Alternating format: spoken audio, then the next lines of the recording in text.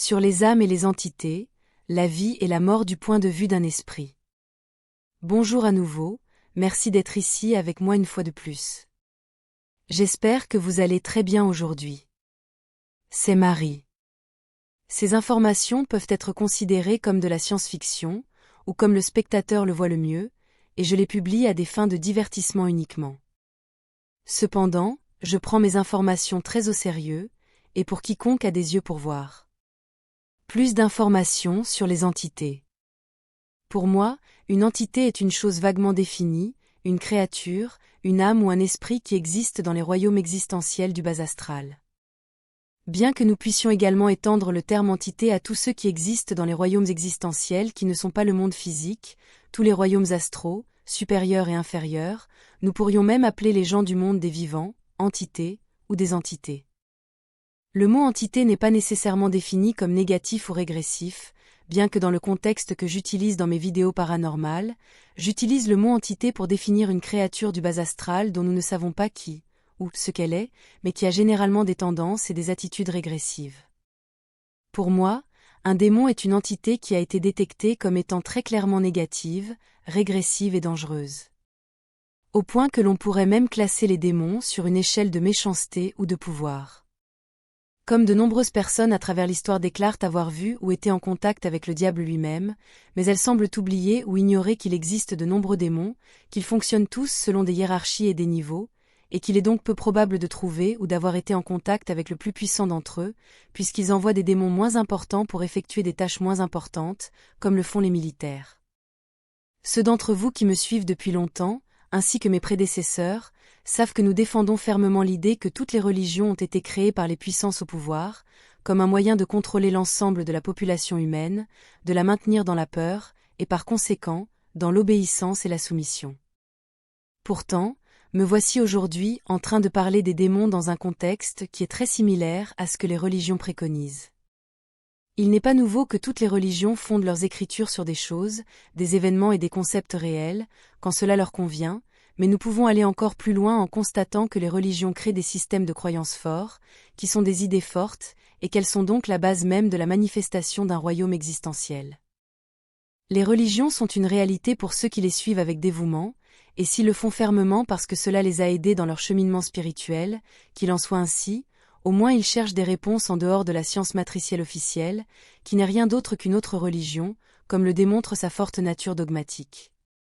Aucune religion ne détient une vérité cosmique ultime, c'est pourquoi nous pourrions également considérer une religion comme une sorte de royaume existentiel en soi, où ses règles s'appliquent à l'intérieur, mais ne s'appliquent pas toujours en dehors de celle-ci.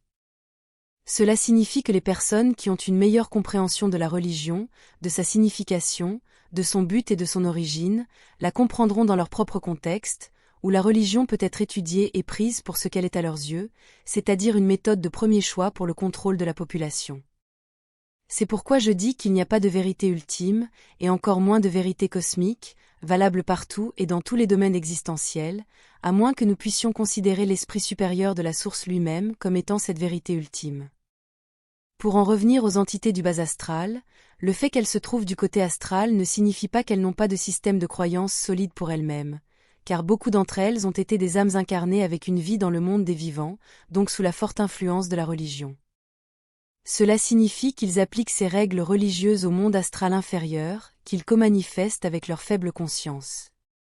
En fin de compte, les royaumes astraux inférieurs ne sont que le résultat du fort égrégore, créé en tant que reflet de tous les pires attributs des personnes ayant une âme, qui habitent le monde des vivants. C'est la manifestation en miroir des pires et des plus sombres parties de l'inconscient collectif. Lorsque les gens meurent, la seule chose qu'ils emportent de l'autre côté, c'est ce qu'ils sont, ce qu'ils ont appris, leurs valeurs et leur éthique, leur expérience et l'identité de leur ego.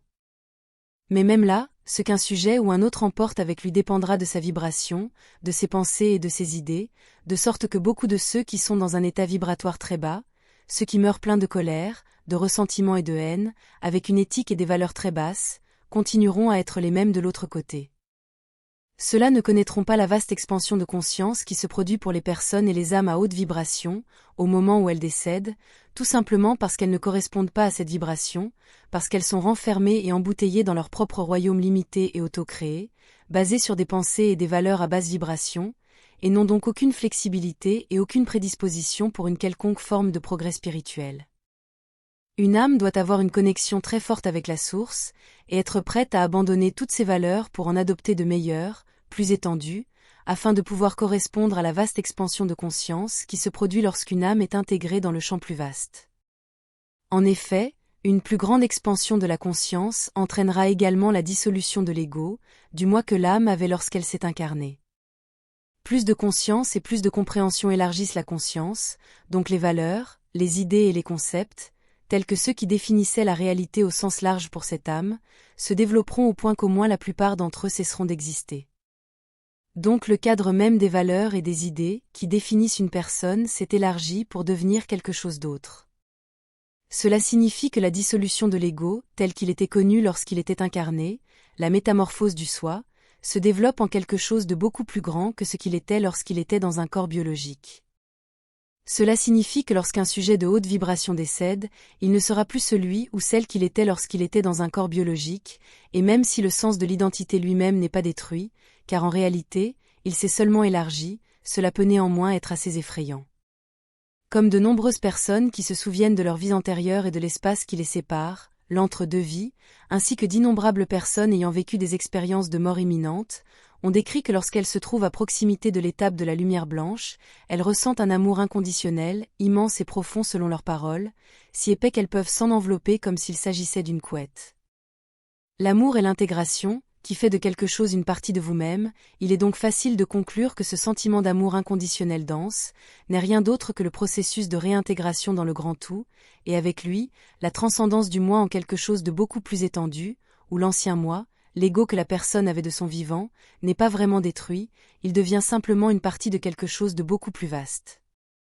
Comme peuvent le décrire de nombreuses personnes qui se souviennent de leur vie antérieure, il s'agit d'une vaste expansion de la conscience et de la connaissance de qui vous êtes, où vous cessez vraiment d'être qui vous étiez auparavant, lors de votre incarnation.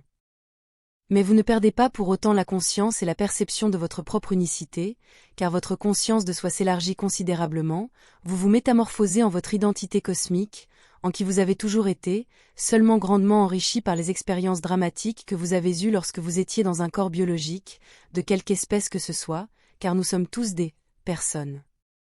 C'est à ce stade qu'une âme peut choisir de résider dans les royaumes existentiels astro-supérieurs, ou de se réincarner à nouveau dans un corps biologique. Mais pourquoi une âme hautement évoluée qui réside déjà dans des royaumes existentiels supérieurs et confortables, voudrait-elle retourner dans un corps biologique problématique et vivre une autre vie chaotique, fortement définie par les épreuves et la souffrance? Il y a des raisons à cela, bien qu'aussi avancées ou éclairées que puissent être nos idées, cela restera inévitablement l'un des plus grands mystères existentiels. Peut-être l'âme est-elle devenue trop à l'aise, donc s'ennuie, et cherche-t-elle donc l'aventure, pour se sentir à nouveau vivante, et accomplir ainsi une expansion encore plus grande avec cela. Après tout, la signification et l'interprétation de la souffrance et des difficultés, et de tout le reste, changent radicalement selon le côté où l'on se trouve, du monde des vivants ou du côté des esprits, comme je l'ai décrit dans toute une vidéo que j'ai réalisée, dont je laisserai le lien à la fin de celle-ci. Ce sujet va continuer. Ce sera tout pour aujourd'hui. Comme toujours, je vous remercie d'avoir regardé ma vidéo, de l'avoir likée, partagée et de vous être abonné pour en savoir plus. Et j'espère vous voir ici la prochaine fois. Avec beaucoup d'amour, votre amie Marie Soireau.